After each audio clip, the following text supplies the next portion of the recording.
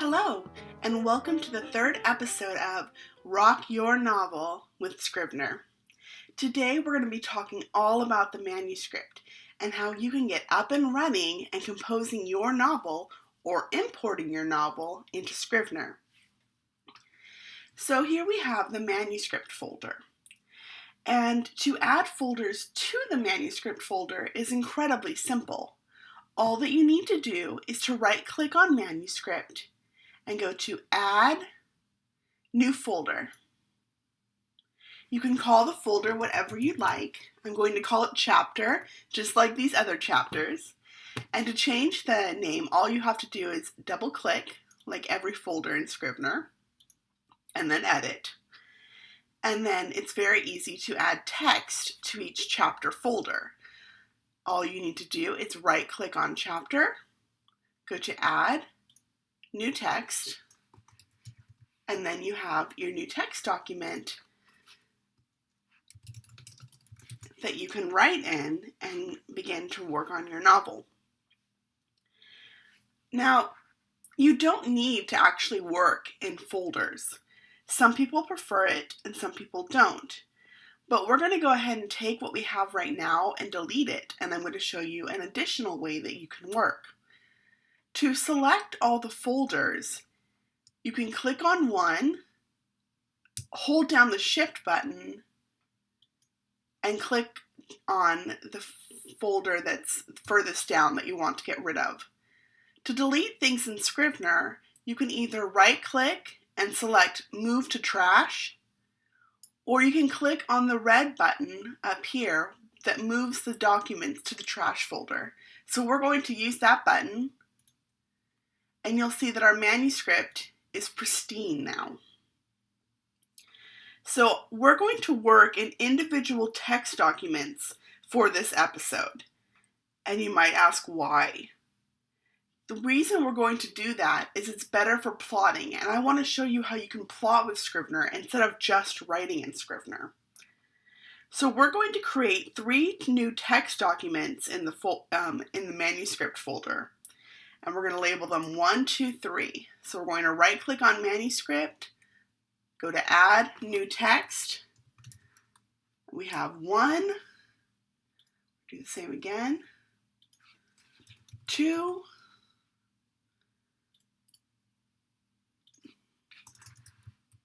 and 3.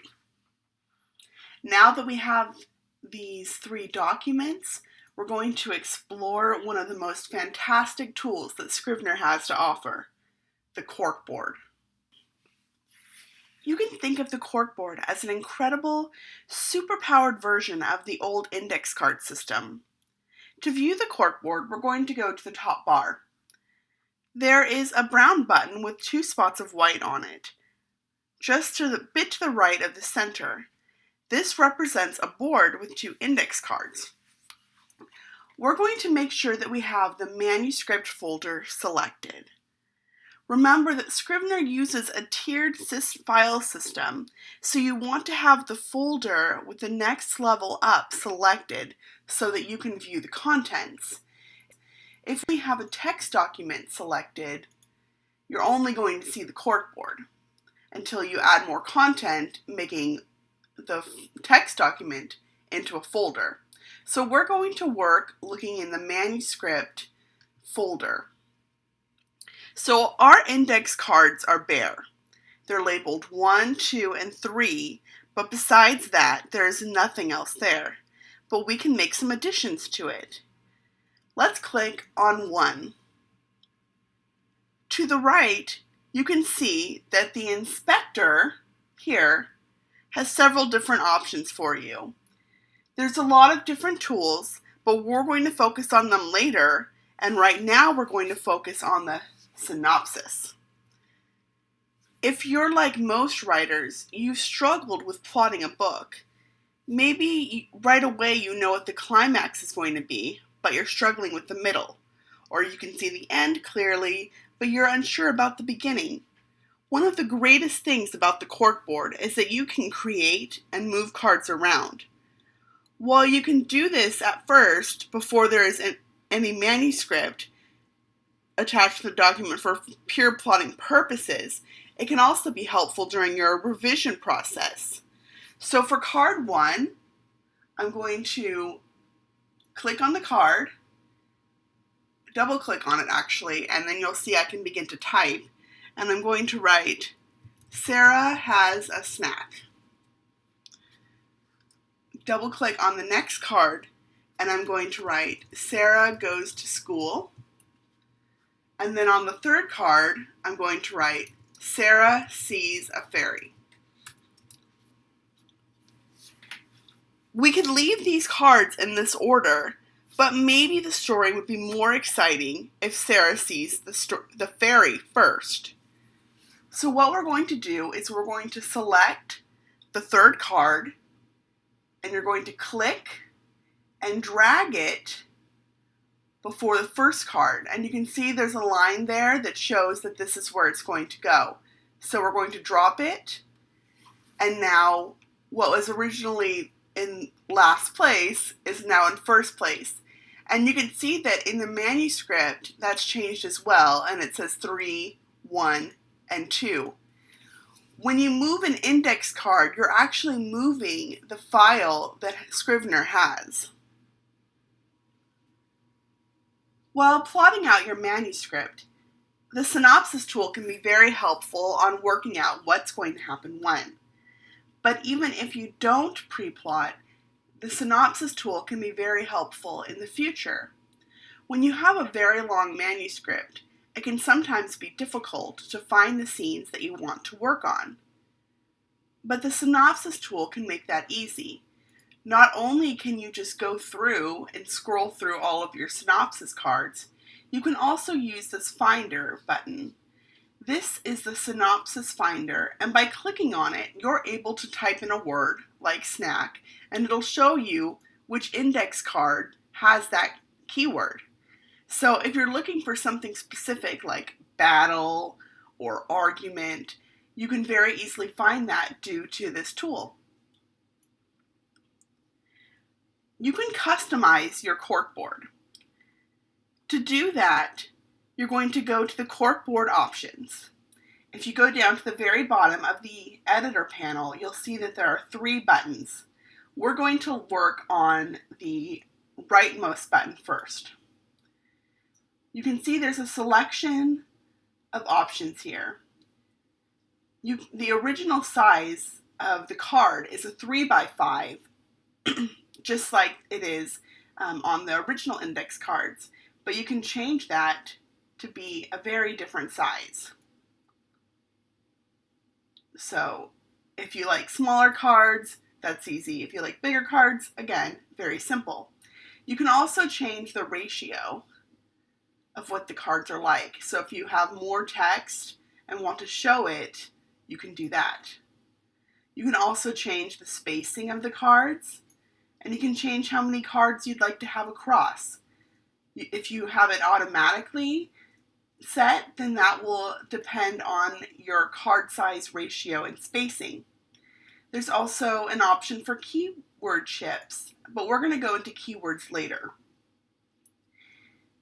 If you have the auto selected, it'll size to fit editor. Let's change it to 1, and then we can change the size to fit editor or not. But when it's auto, that's already taken care of. And you can also use small font, which can be good if you have a very long synopsis and you want to include all of it and be able to see all of it.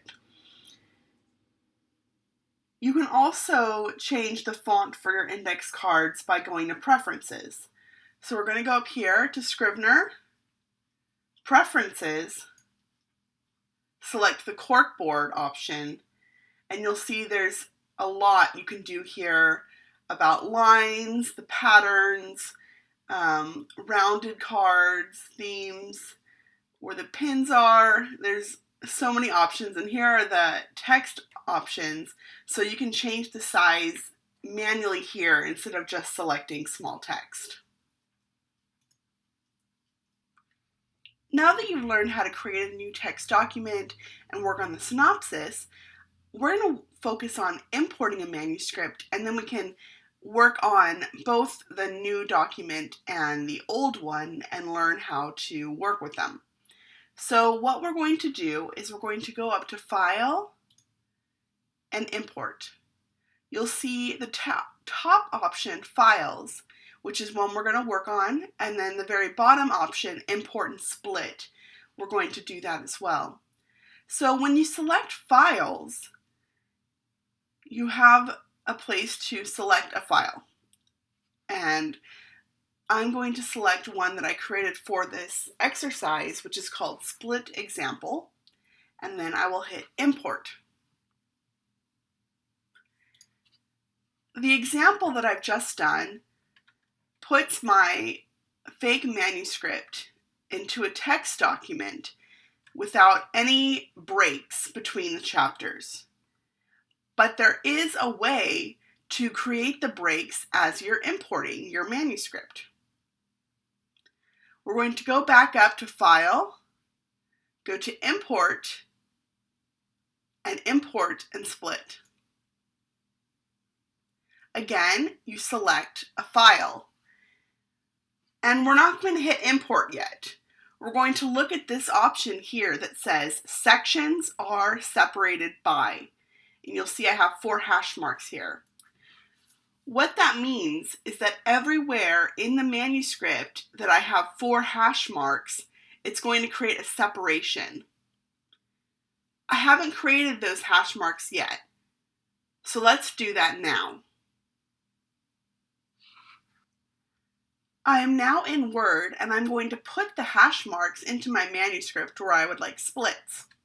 So before chapter 2, I'm going to add 4 hash marks, and I'm going to do the same for chapter 3. Now, it's very important that you save your manuscript with a different name, just in case you want to go back and work on your manuscript without the hash marks or whatever characters you've used to create your split. So I'm going to go to File, Save As, and do Split Example 2. And then I'm going to save. We're almost ready to import our split document, but I want you to take a look under Manuscript. The scene entitled 1 is selected. What we need to do is we need to select Manuscript instead. If you have a different scene selected when you import, it'll import directly underneath that scene. So if you import your manuscript under 3, 3 is going to be ahead of your scenes. So to make things simple, just make sure that manuscript is selected. We're going to go up to File, Import, Import and Split. We're going to select the file that we split with the hash marks. Make sure that the sections are separated by has the same signs, and click Import. And you'll see that directly on our corkboard we have our 3 chapters. And when we go in, on clicking the actual text documents, we have all of them and they're split exactly as we wanted them to be. Now that we have our manuscript into Scrivener, I just want to make sure that I point out one feature. If you go to the very bottom of the editor at the left, there's a percentage, 100%. If you adjust that percentage, it will change the size of the font. So you don't need to worry about changing the font size manually up in the format bar. You can just change the font size with the percentages and hopefully be able to view your manuscript better. With so much content imported into Scrivener, you might want to be able to see multiple things at a time. For example, maybe you want to see chapter 1 while referencing chapter 3 to see if important information is being conveyed in different ways. So to split your screen, you have 2 ways to do it. You can go to View, Layout, and select Split horizontally or split vertically. Let's go ahead and split vertically. Now we have two documents. You'll see that one banner is blue and one is gray, depending on which one you're clicking on. The blue window is the active window. So when that window is selected, any other Scrivener file you select will appear in that window. So let's go ahead and make this one with smaller text our active window. We're going to go down to Research and select Grimm's Fairy Tales. So it's not just text documents, it can also be your PDFs or your images or websites that you can view side by side. So if you would like to keep this split, you can, and you can work on your manuscript with it, or you can click this this box that's up here, which gets rid of the split, or you can use the view again, going into layout and selecting no split, split horizontally, or split vertically. Another way to see two documents at the same time is to float windows. To float the window, click on the one you would like to float, and once it's selected, hit the space bar, and it will appear. So you can reference it in that manner. You can actually float multiple documents at the same time, if you would like. In full screen view, they actually sync behind the manuscript. But if we go to View, and exit full screen, you'll see that you can have multiple floating windows open and available for you. Another feature of Scrivener is that with the composition mode, it has what's called typewriter scrolling. After you've added half a page of text, the document continues to keep the next line in the same position as the former line, just like a typewriter. I'll show you. Oh, how are you? Oh, I'm fine.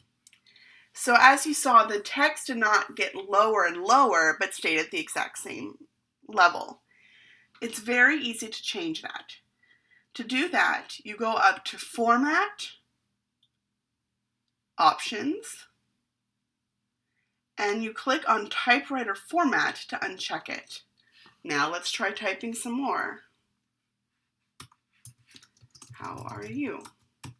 I'm not feeling well. I hope you feel better. So the information is down at the bottom, and you'll need to continue to scroll to keep the manuscript up. So either way, you can really get a lot of traction out of the composition mode. And now that we've gone over the basic features of the composition mode, let's toss in something a little fun. The black background can be very helpful, but what if we want something to inspire creativity? If you have an image, you can import it as the background for the composition mode. I highly recommend having a very large image, like a computer wallpaper, but you can choose whatever you would like. To make it the background, you go up to View, Composition Backdrop, and choose. I'm going to choose this picture of a waterfall that I downloaded. And there it is.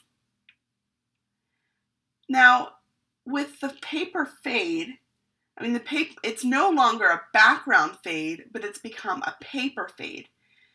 And you can fade the paper that you're writing. Once you have an image, it's no longer a background fade because the image that you've imported does not fade. But if you change your mind about putting in a background, you can very easily go back up to View, Composition Backdrop, and select No Backdrop. When working with your manuscript, you can either view it in individual files, or if you click on manuscript and make sure that the Scrivenings file is selected, you're able to see everything that is in the manuscript folder. You'll see that there's project statistics at the very bottom, and the statistics are for whatever is within the folder that you have selected. For example, we see 3,140 words, but if you select a text document, like this one, Chapter 3, it changes to 594. There are other ways to get text statistics. You can go up to Project and Project Statistics. It shows you the words, characters, how many pages it believes would be in a paperback or printed. And you can also go with a selection if you would like to select just a few scenes or just one scene. But this is the top one is the manuscript as you have it set already. And you can also do some options as well and change how many words you think would be in a paperback page, for example. To get even more detailed information, you want to go to Project, Text Statistics. The text statistics gives you more information about paragraphs, how many lines you have, and you can also look at word frequency. You can sort it by word alphabetically, by the count, and by the frequency as well. Scrivener also automatically has a spelling and grammar check set up for you as you work on your manuscript.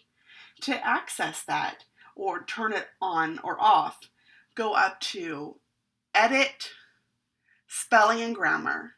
You can show spelling and grammar, you can check spelling while typing, or check grammar while typing.